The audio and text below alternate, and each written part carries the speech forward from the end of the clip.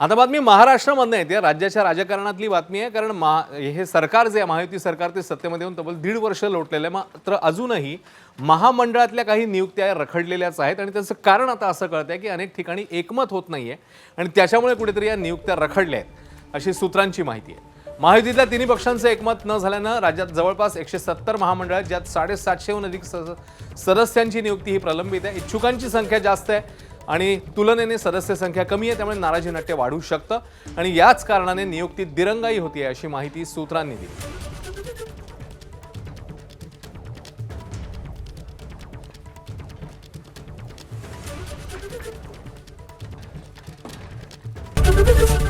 ABP माझा, उघडा डोळे बघा नीट.